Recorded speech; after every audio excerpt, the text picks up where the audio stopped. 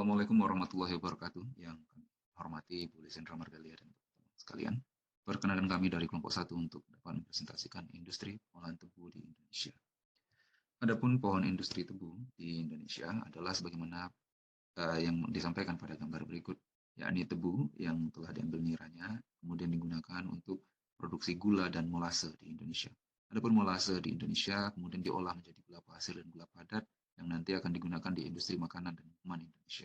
Indonesia juga memproduksi monosodium glutamat dari asam glutamat, namun Indonesia tidak memproduksi asam glutamat, sehingga masih perlu mengekspor asam glutamat tersebut. Adapun statistik tebu Indonesia dapat kita lihat pada gambar berikut, di mana pada gambar berikut sebaran areal perkebunan tebu di Indonesia terletak di Sumatera, Jawa, dan Sulawesi, yang didominasi oleh Jawa Timur seluas 188,59 ribu hektar perkebunan tebu. Sedangkan luas area perkebunan tebu Indonesia menurut status pengusahaan didominasi oleh perkebunan rakyat. Namun, luas area perkebunan tebu di Indonesia dari tahun ke tahun terus mengalami penurunan. Sementara untuk produksi gula Indonesia menurut status pengusahaan dapat kita lihat pada tabel berikut.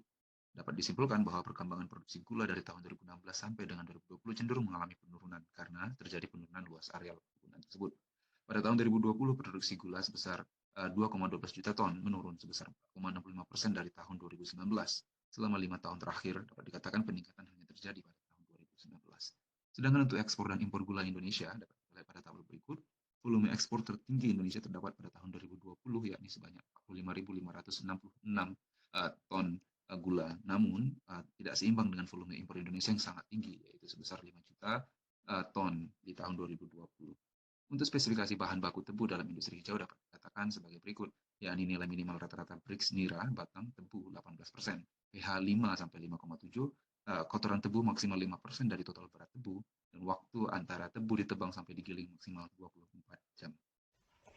Selanjutnya adalah diagram alir proses, di mana dimulai dari proses pemerahan atau penggilingan. Untuk pemerahan dan penggilingan ini ada 3 tahap, yaitu pencucian, pemotongan, dan penghancuran dan pemerahan itu sendiri, di mana kondisi operasinya itu adalah 1 atm pada suhu 30 derajat Celcius. Hasilnya berupa nira mentah dan juga ampas. Nah, nira mentahnya ini kemudian disaring dulu sebelum masuk ke proses pemurniannya. Disaring pada suhu 30 derajat tekanan 1 atm. Nah, untuk pemurniannya sendiri di sini menggunakan metode sulfitasi, ditambahkan susu kapur dan gas SO2. Pada kondisi operasi 1 atm, suhu 70 derajat Celcius dan pH di juga 8,5 sampai 10. Nah, selanjutnya setelah dimurnikan dilakukan penyaringan untuk memisahkan nira kotor dan juga nira jernihnya. Nah, nira jernih akan lanjut ke proses penguapan untuk menghilangkan kandungan airnya. Di sini digunakan suhu 70 derajat Celcius, kemudian lanjut dikristalisasi pada suhu 65 derajat Celcius. Selanjutnya adalah dilakukan pemisahan menggunakan metode sentrifugasi, di mana di sini suhunya adalah 30 derajat Celcius, tekanan 1 atm, dan kecepatan putarannya adalah 225 rotasi per menit. Di sini memisahkan fase cair berupa tetes atau molase dan fase padatnya. Untuk fase padatnya lanjut ke pengeringan pada suhu 80 derajat Celcius menghasilkan gula kristal yang siap untuk dikemas.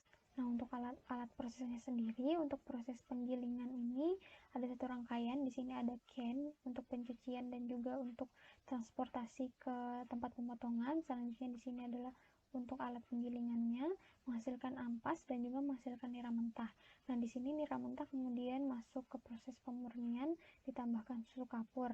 Nah, setelah itu disaring ini menghasilkan nira kotor dan juga nira jernih. Nah, nira jernihnya masuk ke proses penguapan dengan evaporator, kemudian kristalisasi pada tangki vakum, masuk ke pemisahan dengan sentrifugasi, menghasilkan fase padat berupa gula tadi, masuk ke pengeringan dengan rotary sugar dryer, menghasilkan gula kristal yang siap untuk dikemas.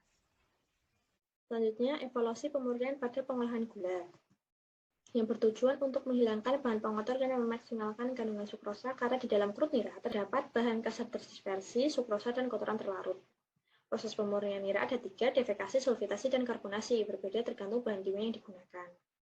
Proses defekasi yang pertama, adanya penambahan kapur. Kapur berfungsi untuk menetralkan pH nira menjadi 7.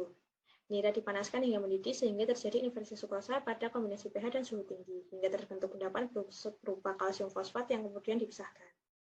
Untuk proses sulfitasi, pertama nira dipanaskan hingga 75 derajat Celcius Kemudian dilakukan penambahan kapur hingga sasaran pH-nya 7 hingga 10. Baru ditambahkan gas SO2 dengan sasaran pH 7 hingga 7,2. Kemudian nira dipanaskan kembali hingga 105 derajat Celcius. Kemudian penambahan gas SO2 yang kedua hingga sasaran pH-nya 5 hingga 5,2, baru dilakukan pemisahan dengan kotoran. Untuk proses karbonasi, yang pertama nira dipanaskan. Kemudian dimasukkan ke dalam bejana untuk penambahan kapur dan gas CO2 berlebih hingga pH-nya 10,5. Lalu dilakukan pemisahan pertama dengan endapan yang terbentuk, kemudian dilakukan penambahan gas CO2 berlebih kembali untuk yang kedua kalinya. Kemudian dilakukan pemisahan kotoran kembali hingga nira jernih, baru nira diturunkan pH-nya menjadi 7 dan dipanaskan kembali hingga 115 derajat Celcius. Ketiga proses ini memiliki kelebihan dan kekurangan. Defekasi biayanya paling murah, namun kekurangannya menghasilkan gula yang kualitasnya lebih rendah. Sulfitasi dapat menghasilkan gula dengan kualitas tinggi, dan biaya produksinya lebih rendah daripada karbonasi, namun memberikan korosi pada peralatan, loss surplusnya cukup besar, dan adanya kandungan SO2 di gula yang tidak disukai oleh industri. Karbonasi menghasilkan gula dengan mutu terbaik, tidak menyebabkan korosi dan kehilangan sukrosanya rendah, namun biaya produksinya tinggi, dan pelaksanaan prosesnya lebih sulit dan teliti. Adalah potensi pengembangan industri tebu. Dari diagram alir yang telah disampaikan sebelumnya, terdapat beberapa hasil samping berupa ampas dan tersebut, nira kotor, dan juga molase. Secara lebih spesifik, kami akan membahas pengembangan potensi ampas dan serat tebu menjadi bioetanol. Tabel 1 ini menunjukkan kandungan selulosa, hemiselulosa, dan lignin pada beberapa biomasa limbah pertanian dan hasil hutan. Kemudian untuk tabel 4 sendiri menyajikan potensi etanol yang dapat dihasilkan pabrik gula di Indonesia berdasarkan data produksi giling tahun 2009. Hasil perhitungan menunjukkan bahwa potensi etanol total untuk seluruh Indonesia adalah 614.827 kiloliter per tahun. Adapun proses konversi bahan lignoselulosa menjadi etanol terdiri atas 3 tahap, yaitu perlakuan pendahuluan, sakarifikasi atau hidrolisis selulosa menjadi gula-gula sederhana, dan fermentasi gula-gula sederhana menjadi etanol. Selanjutnya dilakukan pemurnian etanol melalui distilasi dan dehidrasi untuk memperoleh fuel grade etanol. Dalam proses konversi bahan lignoselulosa menjadi etanol dapat dilakukan beberapa integrasi reaksi, yaitu SSF, CF, SSCF, dan CBP seperti yang disajikan pada gambar 1. Di antara keempat proses integrasi reaksi tersebut, proses SSF adalah yang paling banyak dilakukan, yaitu reaksi sakarifikasi atau hidrolisis selulosa menjadi gula dan reaksi fermentasi gula heksosa menjadi etanol. Pada dasarnya, penelitian sudah dan perlu dikembangkan berkaitan dengan konversi bahan lignoselulosa menjadi etanol melalui proses SSF dapat dikelompokkan menjadi 4, yaitu seleksi bahan lignoselulosa, kedua adalah seleksi dan pengembangan mikrob atau enzim, yang ketiga itu seleksi dan pengembangan mikroorganisme untuk proses fermentasi, dan yang terakhir adalah adaptasi atau pengembangan teknik analisis untuk memantau manfaat SSF. Ada 3 pertimbangan yang mengikuti saya. Yang pertama adalah keselamatan dalam pabrik kimia, terdiri dari kondisi proses, alat, dan bahan, kemudian terhadap lingkungannya, dan ketiga adalah tentang manusia untuk keselamatan kerja. Kemudian untuk hasil bahan kimia, ada 7 bahan kimia yang digunakan. Sebagian besar adalah bahan yang kompatibel, sedangkan yang sangat produktif adalah pasien dioksida yang bersifat toksik dan iritan, yang perlu penggunaan pengaman agar tidak langsung, dan kemudian ada sulfur dioksida yang disimpan yang bersifat toksik dan korosif dan perlu disimpan dengan ruangan tertutup. Untuk alat ada total 13 alat yang digunakan. Ada 3 pertimbangan yang perlu diperhatikan. Yang pertama adalah alat yang berputar, kemudian alat bersuhu tinggi, dan alat yang bertekanan rendah. Untuk alat yang bertekanan rendah digunakan pressure controller. Sedangkan untuk yang bersuhu tinggi perlu digunakan isolator untuk pelindung, dan untuk yang benda berputar perlu menggunakan pelindung agar tidak terkena langsung oleh operator. Ini adalah contoh alat-alat yang digunakannya. Selanjutnya adalah hasil lokasi proses, yaitu lokasi perkantoran, jalan raya, kemudian terhadap pemukiman dan kondisi keterbatasan kondisi pabrik. Terhadap bencana, ada bahaya ledakan, kebakaran, dan pelepasan.